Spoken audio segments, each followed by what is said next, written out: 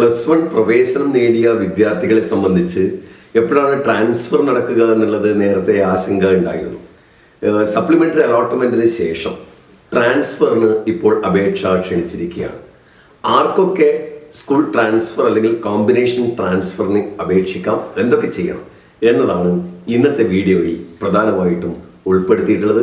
എല്ലാ പ്രിയ വിദ്യാർത്ഥികൾക്കും രക്ഷിതാക്കൾക്കും ഇന്നത്തെ വീഡിയോയിലേക്ക് സ്വാഗതം.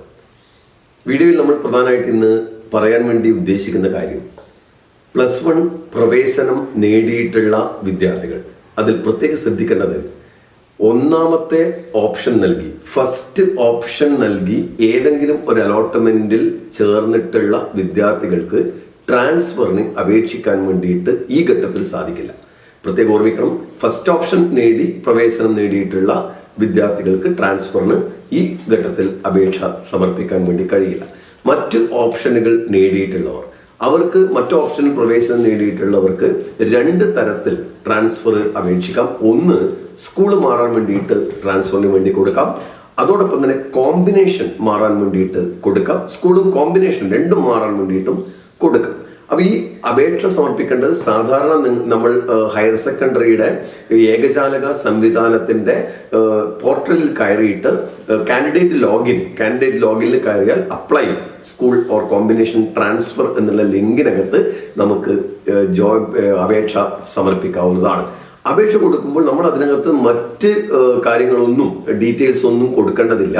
ഓപ്ഷനുകൾ മാത്രമാണ്. ഓപ്ഷനുകൾ സൈറ്റിൽ പ്രസിദ്ധീകരിച്ചിട്ടുണ്ട്. നിങ്ങൾ പ്രത്യേകം ശ്രദ്ധിക്കേണ്ട കാര്യം, ആ ഓപ്ഷനുകൾ കൂടാതെ, ആ ഒഴിവിലേക്ക് കൂടാതെ മറ്റു വരാൻ സാധ്യതയുള്ള ഒഴിവിലേക്ക് നമുക്ക് അപേക്ഷിക്കാം. ഒരു സ്കൂളിനകത്ത് നിലവിൽ അതിനകത്ത് ഒഴിവ് കാണിക്കുന്നില്ലെങ്കിൽ കൂടി നമുക്ക് ഓപ്ഷനുകൾ നൽകാം എന്നതാണ് സൂചിപ്പിച്ചത്.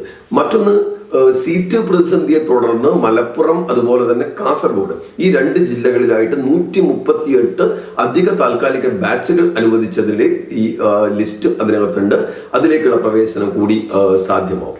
അപ്പോൾ ഈ കൃത്യമായിട്ട് ഓപ്ഷനുകൾ നൽകുമ്പോൾ ശ്രദ്ധിക്കണം. നമുക്ക് ഫസ്റ്റ് താല്പര്യമുള്ള, നിങ്ങൾ നേരത്തെ അലോട്ട്മെന്റിൽ കൊടുത്തിട്ടുള്ള ഓപ്ഷനുകൾ നോക്കേണ്ടതില്ല. നേരത്തെ കൊടുക്കാത്ത സ്കൂളുകൾക്ക് അകത്ത് വേണമെങ്കിൽ നമുക്കിപ്പോൾ കൊടുക്കാൻ വേണ്ടിയിട്ട് സാധിക്കും. അതേപോലെ തന്നെ ഈ 1 മാസത്തെ കാലയളവിനകത്ത് ഏതെങ്കിലും കുട്ടികൾക്ക് കോഴ്സ്, ഈ നിങ്ങൾ എടുത്തിട്ടുള്ള കോമ്പിനേഷനുകൾ ബുദ്ധിമുട്ട് ഉണ്ട് അല്ലെങ്കിൽ അത് മാറാൻ വേണ്ടിയിട്ട് ആഗ്രഹിക്കുന്നുണ്ടെങ്കിൽ അവർക്കും ഈ അവസരം ഉപയോഗപ്പെടുത്താവുന്നതാണ്.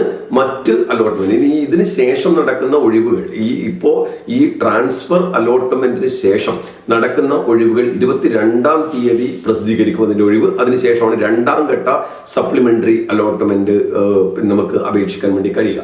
ഇനി എപ്പോഴാണ് ഇതിന്റെ ഡേറ്റ് എന്നുള്ളതാണ്. 17-ാം തീയതി മുതൽ, ജൂലൈ 17 മുതൽ ജൂലൈ 19 ഉച്ചയ്ക്ക് 2 മണി വരെയാണ് നമുക്ക് സൈറ്റ് ലഭ്യമാകുക ഈ ട്രാൻസ്ഫറിന് കൊടുക്കാൻ വേണ്ടിയിട്ട്. അതുകൊണ്ട് ഇതിന് ട്രാൻസ്ഫറിന് അപ്ലൈ ചെയ്യുന്ന വിദ്യാർത്ഥികൾ 19-ാം തീയതി ഉച്ചയ്ക്ക് 2 മണിക്ക് മുമ്പായിട്ട് അപേക്ഷ സമർപ്പിക്കണം. ഒന്നുകൂടി പ്രത്യേകം ഓർമ്മിക്കുക, നിങ്ങൾ കാൻഡിഡേറ്റ് ലോഗിൽ പാസ്വേഡും അതുപോലെ തന്നെ നിങ്ങളുടെ അപ്ലിക്കേഷൻ നമ്പറും മുഖേന നിങ്ങൾ ജോയിൻ ചെയ്തതിന് ശേഷം നിങ്ങൾക്ക് ഓപ്ഷനുകൾ നൽകുക എന്നുള്ളതാണ് ഏറ്റവും പ്രധാനമായിട്ട് ശ്രദ്ധിക്കേണ്ടത്.